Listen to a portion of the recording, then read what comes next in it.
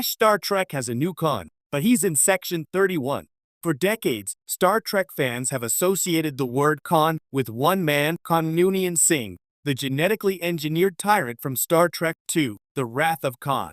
Ricardo Montalban's performance remains one of the most iconic in sci-fi history, cementing Khan as Captain Kirk's greatest nemesis and a symbol of the dangers of human perfectionism. But now, as the franchise expands into darker corners of the Federation with Star Trek Section 31, a new kind of Khan is emerging, not through genetic enhancement, but through the corruption of power, secrecy, and control. This time, the tyrant isn't born in a lab. He's forged inside the Federation's own secret intelligence branch. Section 31 is poised to introduce a new villain who channels everything Khan represented. Brilliance turned dangerous, idealism turned fascism, and charisma weaponized by ambition. In the shadowy world Michelle Yeoh's Emperor Philippa Georgiou now inhabits, the new Khan may be the Federation's greatest threat yet, because this time, Starfleet created him. The evolution of the Khan archetype.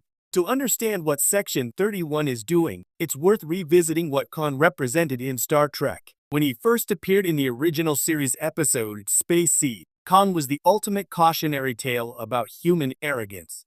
A genetically engineered Superman from Earth's 20th century, he believed humanity's flaws could be bred out through selective perfection. He was brilliant, strong, and utterly convinced that his domination was humanity's destiny. Khan's flaw wasn't his intellect or strength, it was his belief that others existed to serve him. In Wrath of Khan, his obsession with revenge against Kirk turned his genius into madness. He became the mirror image of Starfleet's values, the Federation's quest for understanding and growth twisted into one man's lust for superiority and control. But Star Trek has always been a franchise that evolves with time, and the modern era demands new villains that reflect today's anxieties. In 2025, power no longer just means physical or genetic strength. It's about surveillance, manipulation, and control of information, and that's what makes Section 31 the perfect environment for a modern-day Khan to rise. Section 31, the Federation's necessary evil. For years, Section 31 has hovered at the edges of Star Trek canon, a secret organization that claims to protect the Federation by doing the things Starfleet can't. It's espionage meets ethics, the Black Ops heart beating under Starfleet's shining idealism. In Deep Space Nine, Section 31's leader Luther Sloan described the organization as the conscience of Starfleet.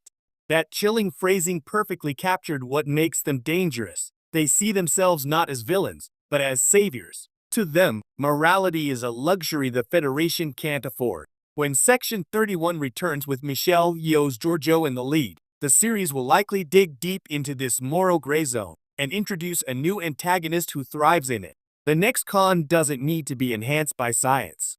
He or she can be enhanced by ideology, the belief that only they have the will to do what must be done. Where Khan was humanity's past mistake, this new figure will be its future one, the ultimate Starfleet loyalist who becomes a monster in the name of order. Why Georgiou is the perfect mirror to Khan. Georgiou's presence in Section 31 sets the stage for this evolution of the Khan archetype. She's already lived through tyranny. As the former emperor of the Terran Empire in the Mirror Universe, Georgiou knows what it means to rule through fear and force. Her journey through Star Trek Discovery showed her learning that compassion, not domination, defines strength. Now, in Section 31, Georgiou finds herself among people who justify their actions with the same reasoning she once used: security, stability, control. In other words, she's surrounded by people who are becoming what she used to be. That creates the perfect moral conflict for her, and the perfect opportunity for a new Khan to emerge. Georgiou's arc could mirror Kirk's confrontation with Khan, but instead of facing a relic of human ambition, she may be forced to stop a reflection of her own past self. Imagine a rival within Section 31, someone who believes Georgiou has gone soft, someone who sees her mercy as weakness. A figure who embodies the Federation's dark potential, wielding the full technological and political power of Section 31 as a weapon.